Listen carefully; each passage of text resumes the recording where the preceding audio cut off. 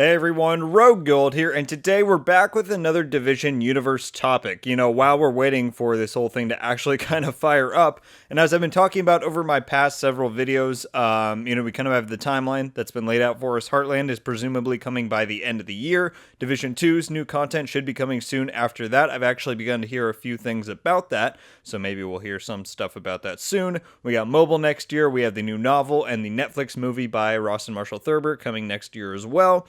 And so that is what the original timeline gave us back in May of this year. But today's topic of discussion was kind of sparked by two different things. One, this past Thursday, we saw the release of Hearts on Fire, which is a Division 1 based audiobook slash podcast type deal narrated by Katie Sackhoff and Shannon Woodward. It is available on Audible right now if you want to go and listen to it. I haven't gotten a chance to yet. I need to go in and make an Audible account so I can give that a listen. But I will put the link in the description if you are interested in looking into that. I'm also recording this on the day that releases.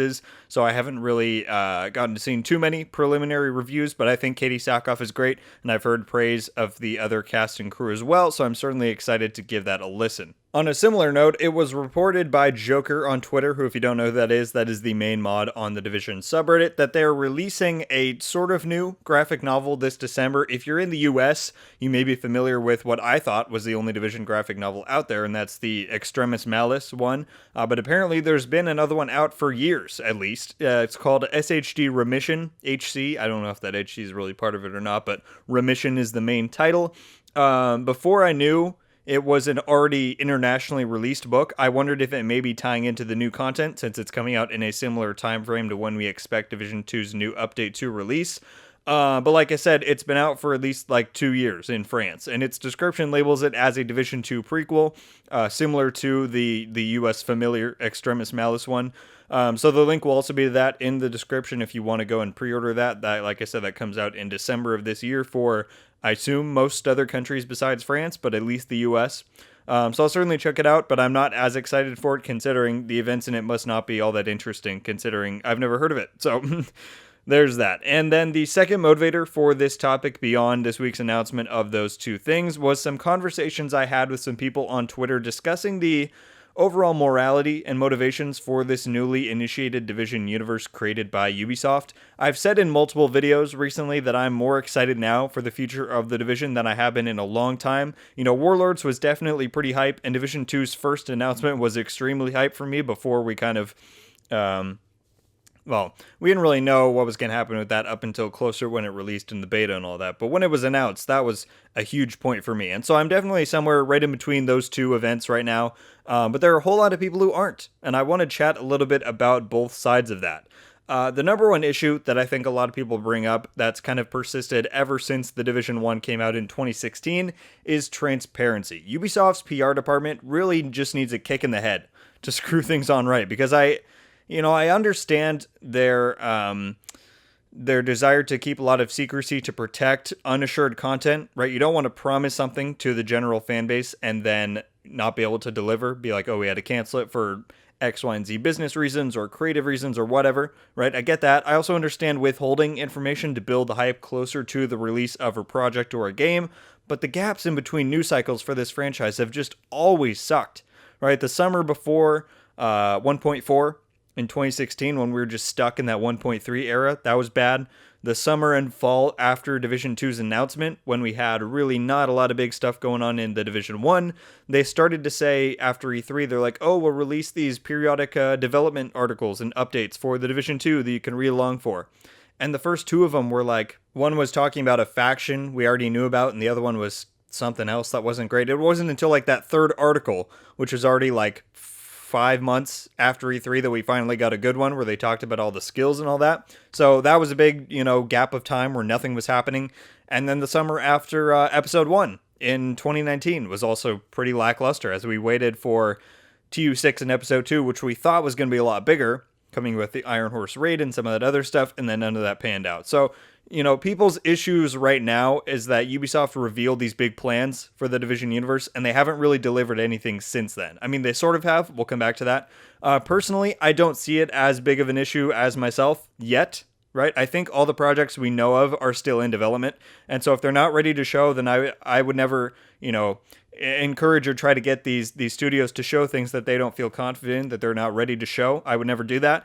But it's a tough situation, for sure. This is why I've been pushing the need for some sort of Division Con, or major Ubisoft forward time slot, or a Division Network initiative to connect all of these future games, right? Ubisoft has the options to give us some show of good faith for the future of the franchise, but as the days drag on, that opportunity just continues to shrink, right? But I'm still personally very excited, but of course, to a degree, I can understand people's cynicism when it comes to this kind of stuff. But let's circle back for a second to that timeline reveal that I was mentioning a minute ago. This is certainly a double-edged sword point that I want to make, and I actually kind of wanted to make a video on it for a while, so this is a good time to talk about it. By now, it should be clear that there's a lot more stuff coming than what we just saw on that timeline in May, right? Hearts on Fire was not on there. This graphic novel, which, is in between a new release because it's just now being an international release. I guess it was already out. That wasn't on there. Battle Cats, if that turns out to be true, that game was not on the timeline.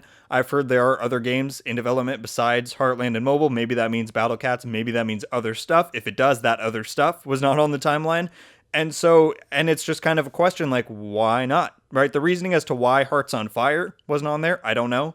That seems like something that was already really close to release. Could have been a nice little thing for them to slot in before Heartland, be like, come check this out. They didn't put it on there. I don't know why. Some of these other things may be a little bit too in limbo to commit publicly, right? I will say, credit where it's due. I don't think Ubisoft would generally, I guess with Division 2, they announced that 1 year out. I don't think mobile is going to be out by May of next year. Maybe close. Maybe in the summer of 2022, but that's probably more than a year out. So some of this stuff they are announcing pretty early. But it's like, it's tricky, like I said, because if you talk about it early, then people know about it. Then they can't say, oh, you're withholding stuff. But then if they can't share anything once they release it for several months or, 6, 7, 8 months, that's also kind of an issue. So they're in a tough situation, and I can't ignore that. Personally, I find it to be very exciting that there's extra stuff out there being worked on and that we get some actual surprises once in a while, right? Any sign of commitment to the Division franchise is a win in my book, considering what we thought the state of this franchise was not even 6 months ago in January after the Star Wars announcement. I've seen and talked to some people who raise the concern, though, is that they wonder if the motivation behind these things, like, Hearts on Fire, mobile, and all these other future things they're going to announce, is it actually with the intention of expanding the brand's popularity and audience in a healthy way, or are they just calculated cash grabs? I'd like to believe the former, but I honestly can't say that I have overwhelming evidence that it is. It kind of begs the question of how many and what kind of projects may be hiding in the shadows. Could we get a Last of Us type story game that a lot of people have wanted for a long time? Could we get, another new novel after this one they talked about? Another audiobook similar to Hearts on Fire that they didn't promote at all?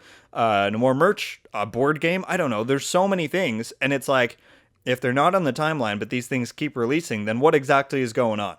All right, those may seem random, like I said, but it's the kind of questions that I think people are beginning to ask. And until Ubisoft does something to tell and show the community what direction they're thinking of heading in for the Division universe, right, whether it be through the form of a new ETF phase, a Division Con, a Ubisoft forward time slot, some sort of glorified state of the game, then the doubts and uncertainty are going to persist. And I don't think that that's beneficial for the health of the franchise, and I certainly don't think it's beneficial for the community. Thank you all so much for watching. Leave a like if you enjoyed this video, and be sure to subscribe with notifications on so you can be updated every time I upload. Let me know your thoughts about the Division universe thus far. Are you more in my camp, where you're excited simply at the prospect of a widening fanbase, or are you a bit more pessimistic and cynical about the whole thing? Additionally, what kind of other projects do you think that Ubisoft may be hiding, and what would be your dream one if you could pick anything for the Division property? Let me know what you're thinking about all of those things. I'm certainly very curious. Just a heads up, guys, it may be a few days until my next video. I'm recording this on Thursday the 15th before heading out of town, so I won't be able to record anything until I get back, but let's hope that maybe my absence